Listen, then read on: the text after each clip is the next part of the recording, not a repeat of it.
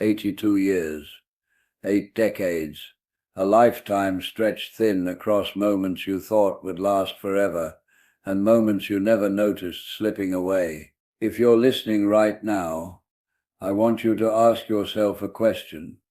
How many of your days have already quietly betrayed you? How many choices, small, unseen, have stacked against you, waiting for the moment to reveal their truth? I learned something at 82 that I wish I had understood at 20, something that could have changed everything. And yet, I didn't. You might think you are safe. You might think that the world, the people around you, and even yourself are trustworthy. You might think mistakes are always reversible. But the truth is more insidious. It hides in the mundane. It waits in the ordinary. It whispers in the quiet moments you ignore. I lived a life surrounded by certainty, career, family, friends, routines, and for decades I believed nothing could touch me. And then, almost imperceptibly, the cracks began. Not a thunderous collapse, not a screaming alarm, just a subtle unease, a feeling you could easily dismiss, until one day it was too late to dismiss anything. Everything I thought I knew, everything I relied on, vanished piece by piece, and only at the very end, after years of regret, fear, and silence, did I understand what had been staring me in the face all along. I cannot undo the past. I cannot reclaim the time I lost, but I can tell you before it's too late what you need to see, because if you don't, that the same fate waits, and it will come for you faster than you think. But it all begins with a single question. Did you notice the first crack? For most of my life, I believed in the stability of the world around me. My home, my routines, the people I trusted. They were anchors. The streets felt familiar, the mornings predictable, the future secure. We tell ourselves that safety is built from consistency, that if we follow the rules, stay polite, keep to our schedules, the world will bend around us, and for a time it does. I remember my 20s and 30s with a quiet pride. I was cautious but confident, careful but ambitious.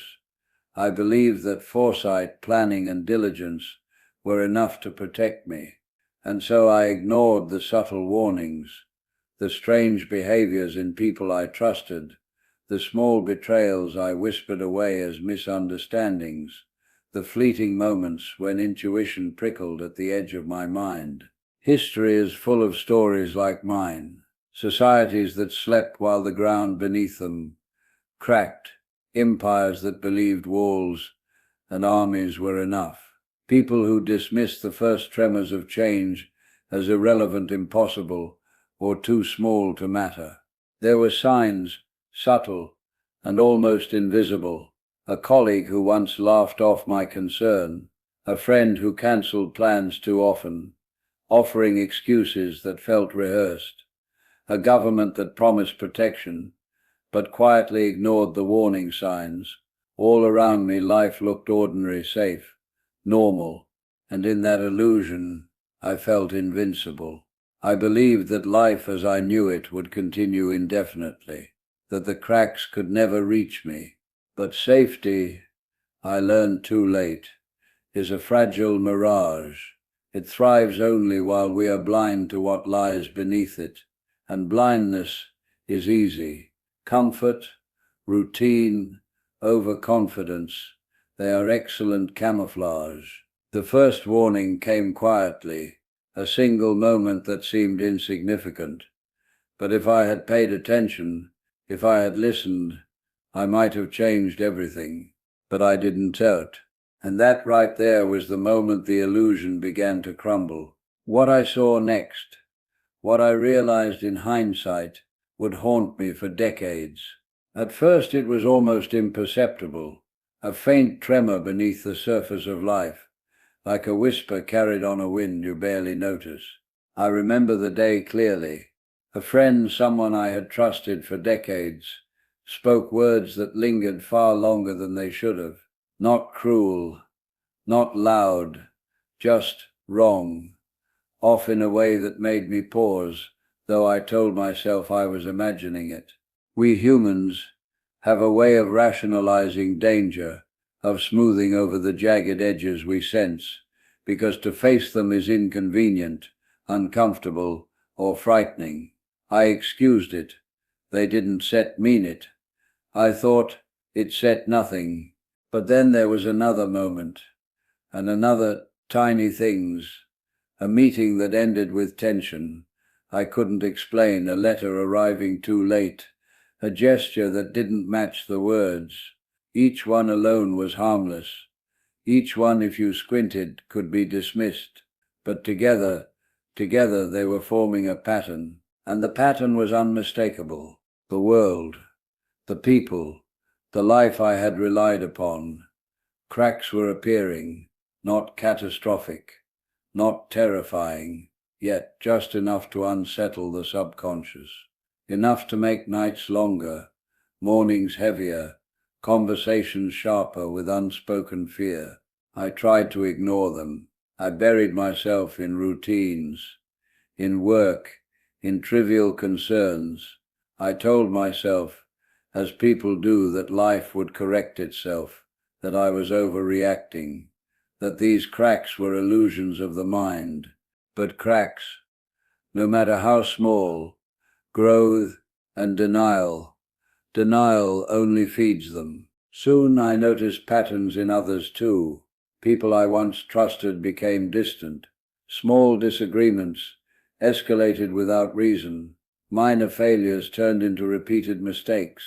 Society, my community, even the institutions I leaned on, they all faltered. And still, most ignored it. We all rationalized, pretended, and hoped. And then came the first true warning that I could no longer ignore. The day when the ordinary comfort of life betrayed me completely, when the cracks became visible. And in that moment I realized the illusion was gone. But the worst was yet to come. The cracks. They stopped whispering. They began to speak loudly, almost shouting, though most of us refused to listen. It started subtly. Projects failed, promises broken. People I trusted made choices that defied reason. Small betrayals became patterns. And yet the world around me, the authorities, the institutions, the very fabric of society, continued to justify, excuse, and rationalize. They are doing their best. It sets only temporary, nothing to worry about. And in that denial, a dangerous calm settled, a calm that allowed the fractures to widen, unnoticed by those who refused to see. I watched people struggle in disbelief. Parents worried for their children. Friends argued over trivialities, while the foundations of our lives quietly shifted. Emotional exhaustion became normal, as though we had all agreed silently to ignore the warning signs. I remember one evening clearly, a conversation with someone I had trusted entirely. They laughed off a catastrophic mistake, something that would later devastate lives. I wanted to scream, to shake them, to force them to understand the consequences, but I said nothing, because denial is contagious. It feels safer to pretend than to confront the truth. And so the escalation continued. Problems became undeniable, yet the responses grew weaker. Leadership faltered, excuses multiplied, and human lives, including my own, were quietly reshaped by inaction. Fear settled in pockets. Anxiety grew, but still the majority comforted themselves with illusions of control. I began to notice the emotional toll, the hollow eyes of those who had once smiled freely, the quiet desperation of people pretending everything was normal, the weight of unspoken regret hanging like a shadow over every room. And then the realization hit, heavy, suffocating, unavoidable. Denial had allowed the cracks to become chasms, and once the chasms exist, Nothing can fill them, not apologies, not effort, not even foresight. I had arrived at a truth I had tried to avoid my entire life, that ignoring the first warning, no matter how small, had consequences far greater than I had imagined. And just like that, I understood some moments, some choices, once missed, can never be reclaimed. But even then, there was still a chance, a fragile, fading chance, a chance I didn't take. There comes a moment in every life when the door closes quietly behind you. You don't hear the click at first. You don't feel the shift immediately. You only notice when it's impossible to go back. For me, that moment came later than it should have. Years of subtle warnings, of cracks growing silently in the foundation of my life, could still have been addressed. One decision, one act of courage, one refusal to ignore the signs, and perhaps the outcome would have been different. But I didn't act. I hesitated. I rationalized. I believed that somehow the world, the people around me, and even fate itself would correct what I had ignored. It was a weekday morning, unremarkable in every way. A meeting, a phone call, a minor choice that seemed insignificant at the time. But in hindsight, that single decision, the decision to stay silent, to wait, to hope, was the pivot, the line I crossed without knowing it. I watched as the cracks I had noticed years before widened into chasms I could not bridge. Opportunities slipped away. Trust disintegrated. Safety evaporated.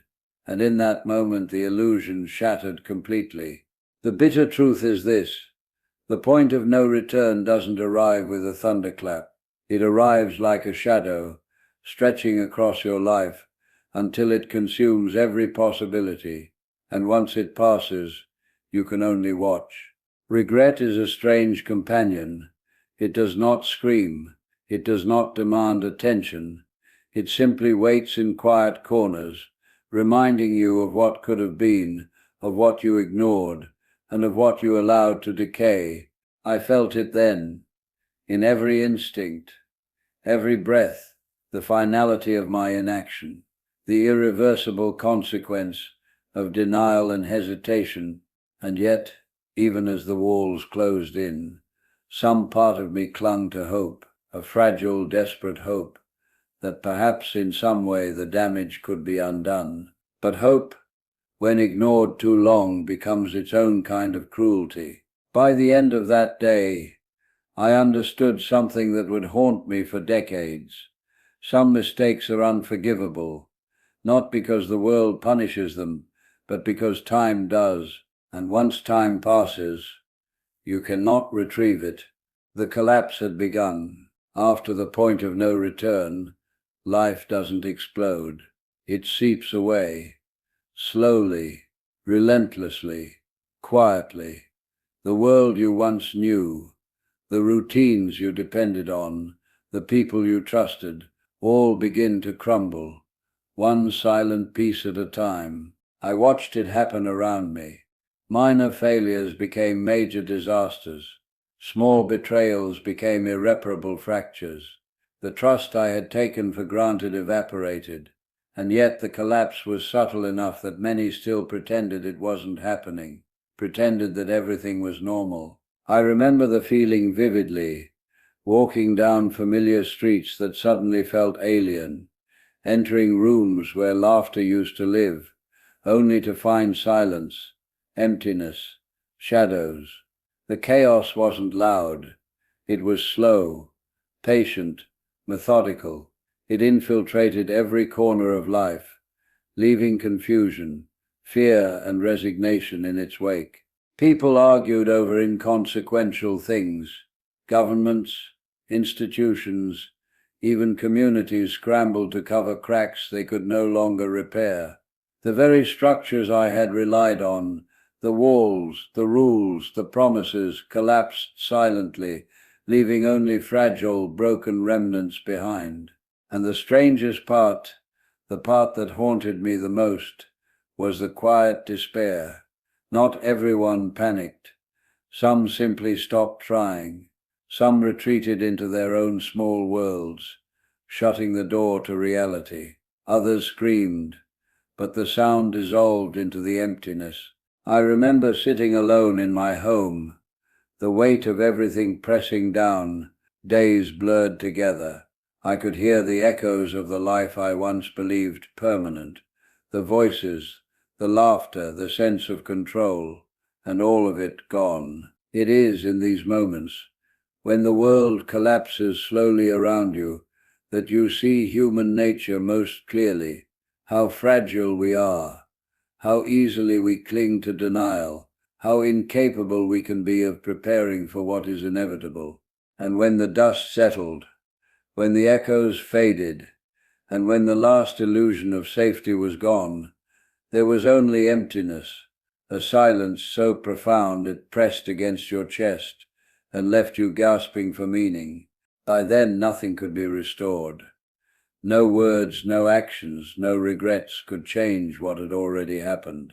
And yet, even in the midst of collapse, the hardest truth to bear was not what was lost, but that I had seen it coming all along, and I did nothing. The consequences were complete. When the storm passes, or when the collapse finally completes, what remains is quiet, not peaceful quiet, not comforting silence, but a hollow, oppressive emptiness that fills every room, every thought, every breath. I walked through the aftermath like a ghost. Familiar places were empty. Friends had drifted away, some forever. Institutions I once relied on were fractured, hollowed out, or gone entirely, and I remained, carrying the weight of choices I had ignored for decades. It is in this space, this stillness, after the chaos, that reflection becomes unavoidable. Every regret, every hesitation, every rationalization, every dismissal of subtle warning signs, they rise together demanding acknowledgement. I realized that most of my life had been a series of denials, denying risk, denying failure, denying the fragility of the world. I trusted, and that denial, that comfort in pretending everything was safe, had led me here. I had time once, years to notice the cracks, to act, to change, and I squandered them, piece by piece, thinking the world would correct itself, thinking the collapse would never reach me, thinking that I was invincible. Now I understood the truth in a way that leaves no room for comfort. Time does not wait. People do not always forgive. Opportunities do not linger, and the consequences of inaction, they endure far longer than the moment that created them. I think often about what I could have done differently, the warnings I ignored, the moments I dismissed as trivial, the courage I lacked, and each thought is like a shadow, stretching across the decades, reminding me of what I lost before it was too late. In the aftermath, there is nothing to do but observe, remember, and reflect. There is no correcting the past, only learning, only understanding, only a quiet hope that someone listening now might recognize the cracks before they widen. And in that reflection, a simple haunting question remains. Will you notice the first crack before it's too late? Listen closely. I am speaking to you, not to anyone else, not to the world at large, not to the echoes of history, but to you right now.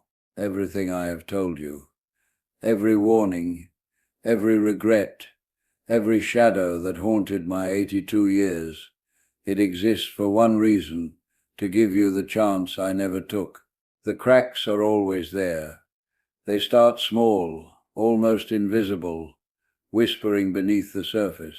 Sometimes it's a feeling, sometimes a word, sometimes a choice that seems trivial. But if ignored, if rationalized, if buried beneath comfort and routine, Those cracks grow, they spread, and eventually they become impossible to repair. I know how it feels to live in denial, to convince yourself that this won't happen to me, to believe that life and the people around you will always protect you. I lived that lie. I clung to it for decades, and every time I ignored a warning, I stepped closer to collapse. Now I can see clearly what I could not see before. Vigilance, courage, and awareness are not choices. They are survival, recognizing danger, admitting uncertainty, taking action in small moments. These are what make the difference between a life spent in regret and one lived with purpose. And here is the hardest truth. The longer you wait, the smaller the chance becomes to act. There is no infinite second opportunity. There is no safety net once the point of no return passes. Time is merciless, and it does not ask permission. So look around. Listen to the subtle warnings. Notice the cracks, the whispers of what could go wrong. Pay attention to your own choices, to the people around you, to the patterns forming quietly in your life. Because the moment you dismiss them, that moment could be the last chance you ever have. I cannot give you back what I lost. I cannot undo the decades of inaction, the regrets, the silence, the consequences. But I can leave you with this. Do not wait. Do not ignore. Do not pretend the cracks are illusions. Notice them. Act. And above all, remember this, before it's too late, because once the shadows reach you, there is no turning back.